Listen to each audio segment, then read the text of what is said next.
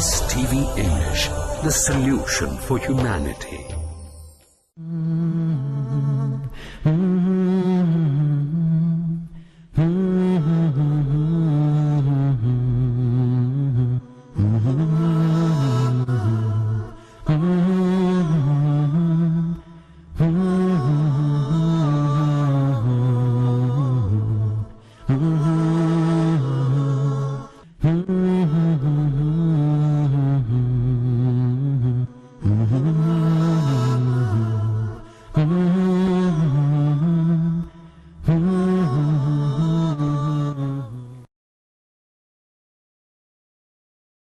بسم الله الرحمن الرحيم.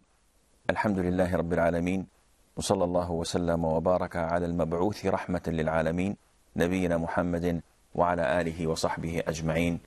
السلام عليكم ورحمة الله وبركاته. We are discussing the battle of Uhud, one of the greatest battles of Islam. It happened in the 3rd year of Hijrah, 1 year after the defeat of the polytheists, the idol worshippers, in the battle of Badr. Al-Abbas, the uncle of the Prophet ﷺ, sent to his nephew the inside information that the people of Quraysh are coming to invade Medina. They were coming with an army of 3,000 men, 200 riders on horseback, and 700 armed warriors. The Prophet ﷺ tried to mobilize his army, and everybody was keen and eager to fight. But they were outnumbered because there weren't a lot of Muslims at the time. So the Prophet ﷺ prayed Friday prayer, and that was in the month of Shawwal. The Prophet ﷺ prayed Friday prayer, and he encouraged people to fight in the cause of Allah. He prayed Asr prayer and set out with his army to the battlefield. And they camped in an area between Medina and the mountain of Uhud. In an area called Al-Shaykhain, the Prophet ﷺ started looking at his men and allowing those who were capable of fighting to fight, and rejecting those who were young. And he returned back about 14 of the companions because they were below 15 years old. Among them was Abdullah ibn Umar, Usama ibn Zayd, Al-Bara ibn Azib, and also Zayd ibn Thabit, one of the great scholars of Islam and one of the great companions of the Prophet ﷺ, simply because they were underaged. He allowed only Rafi' ibn Khadij, may Allah be pleased with him. Though he was 14, he allowed him in the army because he was an excellent archer. Samura ibn Jundub, who was also a companion, who was also 14, objected. He said, how do you reject me and accept Rafi' while I am stronger than he is? I'm better in the battlefield than he is. And the funny thing was, at first, when the Prophet ﷺ rejected Samura, he burst into tears. He cried like a child, like a baby, 14 years old. He wants to go to fight. Subhanallah. It's not a game. Yet these boys were men. They knew what fighting meant. They knew the implication of their actions. Nevertheless, they wanted to die in the cause of Allah. So when he saw Rafi' being admitted to the army, he objected to the Prophet ﷺ. So the Prophet asked him, are you able to pin him down to the ground if you wrestle with him? He said, give me seconds. So he told him, okay, go, let me see what you do. And in a matter of seconds, Rafi' was on the ground and Samura was pinning him down. So the Prophet ﷺ accepted him and admitted him to the army. Now the issue would be, is this ethical by today's standards? In the sense, is it okay for children to fight in wars? So they say. And they have these special courts, especially in Africa and in Sierra Leone and so on, where they court-martial, whatever, those who admit children into wars. So 15 was the ceiling. Whoever was 15 and above is an adult. And that is why the Prophet ﷺ would not have children fighting in his side, but Rafi' and Samurah were adults. They had reached the age of puberty, but they were below 15. And this is how we judge on things. Not on their conventions, not on their rules, because their rules allow same-sex marriages. And no way in Islam this is acceptable. Homosexuality is not acceptable in Islam. So we judge things through the spectrum of the Quran and the Sunnah, not through their eyes. Abdullah? Yes, not only that, Sheikh, we have also the reality of the times we're living in. Most of the crime is committed by youths because of how they view the world. And the young women also, they feel they've been held back from growing up, in the sense that when they are mature, when they do have feelings of marriage or to have intimacy, they've been restricted by a law which the body and the emotions of this individual is ready for. Yeah. This is completely true. And again, it's our rules that we should apply and practice simply because it's not human-made. It's divine. It's from Allah. Allah Almighty created us, and He sent us this manual to operate and to tell us how to operate His creations. And by applying it, we are applying the rule of Allah the Almighty that had not changed for the past 15 centuries, not even one single letter. Going back to the army, the Prophet had 1,000 men, and they were ready to fight an army 3 times as big and far superior in equipment and armor. The Prophet ﷺ prayed Fajr on Saturday morning. And after they prayed Fajr, they could see the army of the polytheists. They were so close to them. So he asked his companions if any of them knows a route that could be a shortcut where they can turn around the polytheist army, so that their back would be to Medina facing Uhud, and the Muslims would their back be to Uhud facing Medina. So one of the companions knew a shortcut, and they quickly turned around the Mushrikeen army to the polytheist army without them realizing, to be faced with the Muslims behind them. So they turned away and looked at the Muslim army, as we can see in the map. Later on, the Prophet ﷺ with his army were ready to fight.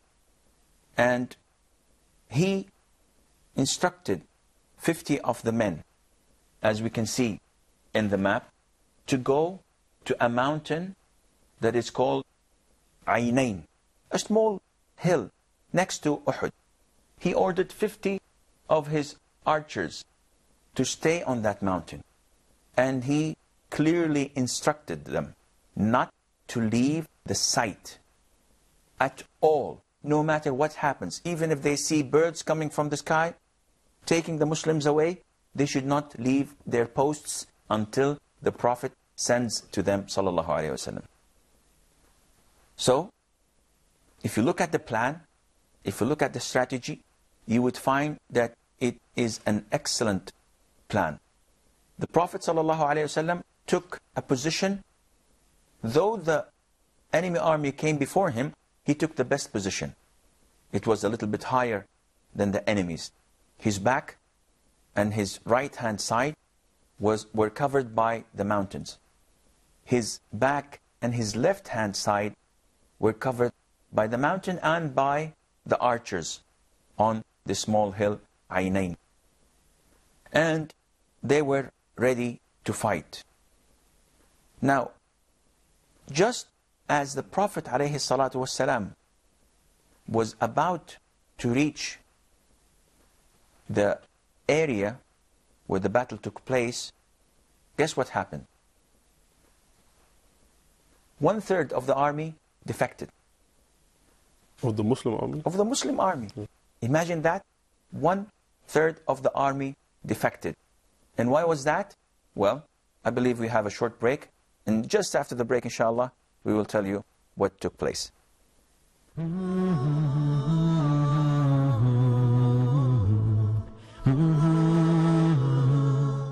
Assalamu alaikum wa rahmatullahi wa barakatuh. I am Yasir Fazaga, and you are watching Peace TV, the solution for humanity.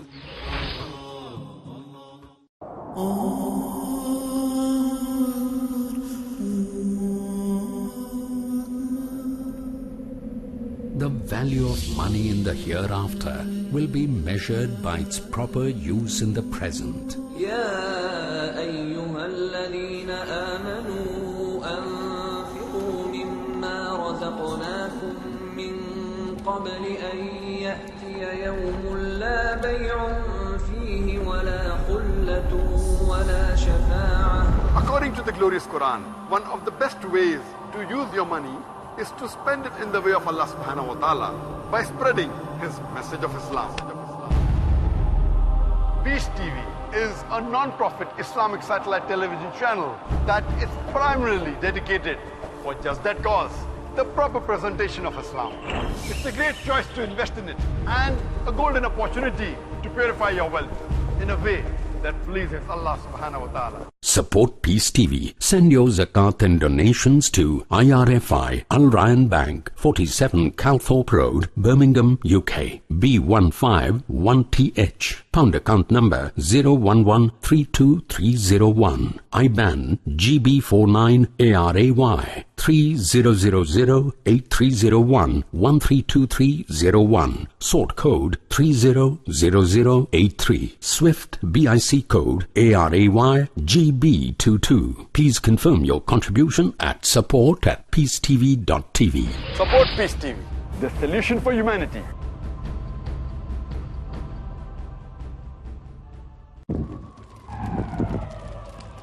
Dialogue. Discussion. Debate. Rebuttal. Conclusion. Eliminate misconceptions about religion. Get enlightened. Witness Dr. Zakir Naik in a battle of words in Crossfire every Saturday at 8:30 p.m. and repeat telecast at 12:30 p.m. UK on Peace TV.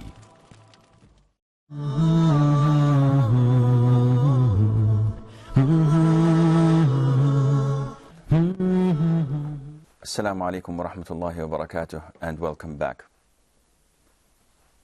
The people are ready to fight, and they're full of enthusiasm and encouragement. They would like to prove themselves worthy of being the servants of Allah. 50 men were on the Archer mountain, which is Aynain, hoping to be able to defend Islam and the Muslims. The remaining were on the battlefield, ready to fight of an army 3 times as big as theirs. On that spot, 1/3 of the Muslim army defected. And who would you guess that would be? Hypocrites. The hypocrites. Abdullah ibn Ubay ibn Salul took 300 of his men and said, Muhammad, you did not obey me when I told you not to fight outside of Medina. Fight on your own. And he left. The son of a so-and-so could have from the very beginning not gone out with the Prophet ﷺ. But he did this intentionally. He did this so that he would weaken the Muslims. Once they see 1/3 of their army defecting and retreating, and he wanted to strengthen the army of the polytheists.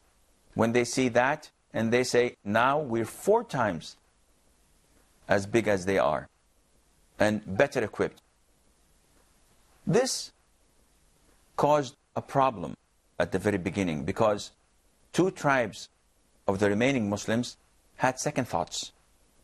Banu Haritha and Banu Salama from the Ansar. But that was only a thought that crossed their mind. And soon after, Allah Azza wa Jal strengthened their hearts and they decided to fight to the death with the Prophet ﷺ. And this was mentioned also in the Holy Quran, and they were supported and strengthened by the will of Allah. Otherwise they would have been with the hypocrites and doomed in hell forever. This was not a surprise, a big surprise to the Prophet ﷺ. On the contrary, this was a gift from Allah. Because in the Battle of Badr, Allah Azza wa Jal showed the people the true value of the polytheists who lost and were defeated. And in the Battle of Uhud, Allah the Almighty showed the people the true value of the hypocrites. And this teaches us that whenever you're doing something for Allah, your front should be solid and pure. You should not allow others with you when they have different agendas and hidden agendas. You all have to work on the same platform, rules, regulations, and platform. You have to share the same beliefs. But if you want to defend Islam, and the man next to you wants to gain or wants to have or to score a point or want something politically, economically motivated, then inevitably defeat will take place. This is a very important lesson we learn from this battle of Uhud. The Prophet ﷺ is encouraging his companions. He's telling them that whoever fights with them, facing them, not giving them their back, whoever is patient, exactly as he said in Badr, he will end up in paradise with me. And everybody was looking forward to that honor, to die in the sight of Allah, defending the Prophet of Allah, sallallahu alaihi wasallam. He took a sword of his, a very strong one, and then said to the people, who would take this but would pay for it? So Ali advanced, Umar advanced, Az-Zubair ibn al-Awwam, they're all strong warriors of Islam. They all wanted to take this sword. The Prophet ﷺ did not give it to any one of them. They were astonished. And he kept on saying, who would take this sword and take it and give it its right?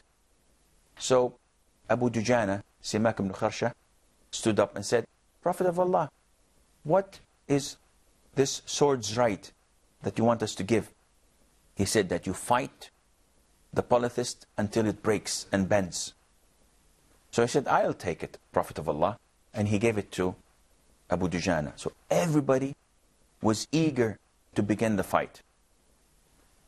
On the other side, Abu Sufyan ibn Harb, the leader of the polytheists, and by the way, he accepted Islam 5 years later. May Allah be pleased with him. But at the time, he was a fierce enemy of Allah.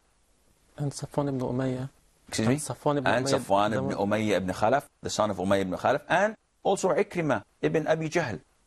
Abu Jahl, who was killed in the Battle of Badr, his son was Ikrimah, and Ikrimah also became a good Muslim after 5 or 6 years. But at the time of Uhud, they were all enemies of Islam. Because you said Safwan ibn Umayyah and Abu Sufyan, both of them, they were the reason for the battle really to start and collected, the donations. Yes, that's true. And they were all enemies of Allah. But they all accepted Islam, subhanAllah, 5-6 years later. And this also teaches us a lesson that never ever condemn someone and say that he's in hell forever. Because as long as he's breathing, you never know what Allah may do with him. He may transform and accept Islam in a matter of seconds. Like what happened to Umar himself. Umar, may Allah be pleased with him, was a fierce enemy of Islam. He used to attack the Muslims in Mecca. And once he took his sword and he went to the hiding place of the Prophet and his companions to kill him. And he was met by one of the Muslims. And he saw sparks coming out of his eyes. He saw this great anger and hatred. And he told him, Umar, what are you doing? He said, I'm going to kill Muhammad. So the man could not stand in his way because he would have killed him in a matter of seconds. So he redirected him. He told him, before you kill Muhammad, go and check your sister and her husband, because both of them are Muslims. And he was outraged. He went to his sister's house. He went in. He saw her reciting the Quran. And her husband stood up to do something. And he just pushed him and he was pinned to the floor. Fainted. And he went to his sister and he slammed her on the face. And she cried and she said, until when are you going to stay away from Allah? She shouted at him, and this was not expected from her. So he felt a little bit soft. And he told her, what is this you're reading? She wouldn't tell him. When he insisted, she said, this is the Quran. So he told her, give it to me, let me read it. She said, no, you're an impure person. You're najis. Go and wash and come. Subhanallah, the guy was there to kill. And he went and he washed and he recited the surah of Taha, Ma anzalna alayka al-Qur'ana litashqa. And the guy was 180 degrees transformed. And he said, what do I do if I want to become a Muslim? And he became a Muslim. And he went to the hiding place of the Prophet ﷺ. That was less than half an hour. Transformed completely from wanting to kill the Prophet to embracing Islam in front of the Prophet ﷺ. He went into the house. Hamza saw him. The companions saw him. They said, Umar is asking permission to enter. So what should we do? Hamza, a great warrior of Islam, said, let him come in. If he wants something good, he should have it. If he wants something else, we will kill him with his sword. Don't be afraid, I'm here. Hamza was a brave man. So he went in, and the minute he went in, the Prophet ﷺ grabbed his shirt and shook him. The Prophet wasn't afraid. Umar, isn't it time for you to become a Muslim? Immediately he said, Ashhadu an la ilaha illallah wa ashhadu anna Muhammadan Rasulullah. So you never, ever know when the guidance of Allah comes to a person. That is why never give up hope on anyone, even if he was the head of a non-Muslim country. And I had on the other side as well, we can't trust ourselves. Like I can't say about myself, I don't know if I'm in paradise. If I'm Muslim, I can't trust myself where will be my place. Jazakallah khair, that is exactly the true thing to say. We ourselves cannot guarantee that we will die as Muslims. And that is why we're always hoping and fearing. We hope that we die as Muslims, because whoever dies as a Muslim, regardless of what he has done, he'll end up in paradise sooner or later. But those who die not Muslims, they will end up in hell no matter what good they did, because they did not believe in the oneness of Allah and they did not accept the message of the Prophet ﷺ. And this is an important thing for us to learn about. Now, Abu Sufyan was doing the same, was trying to make his army brave and wanting to die. The armies at that time and in medieval times, they used to circle round the flag. The most important thing in the army was the flag. Whenever the flag was still up, this meant that the army is fighting. Whenever the flag went down, this meant that the army was defeated. In the Battle of Badr, An-Nadr ibn al-Harith, and he is from the section of the tribe of Banu Abd ad-Dar. He was the holder of the flag. And he was taken capture. And he was executed because of what he had done previously. By him giving up the flag, they soon lost the battle and they retreated and fled the battlefield. So Abu Sufyan went and addressed Banu Abd ad-Dar. Banu Abd Dar and Banu Abd Manaf were cousins because they had the same great-great-grandfather. And he told them, Abu Sufyan, listen, cousins, you saw what your friend did in the Battle of Badr and we lost it. So if you're not men enough to hold the flag, it's okay, tell us, we'll take it from you. This came, of course, as an insult. What are you? You're accusing us of being yellow? Accusing us of being cowards? And they damned him, and they cursed him, and they told him, we will show you what we will do. What they did, inshallah, this is what we will know when we meet next time. And until then, fi amanillah. Wassalamu alaikum wa rahmatullahi wa barakatuh.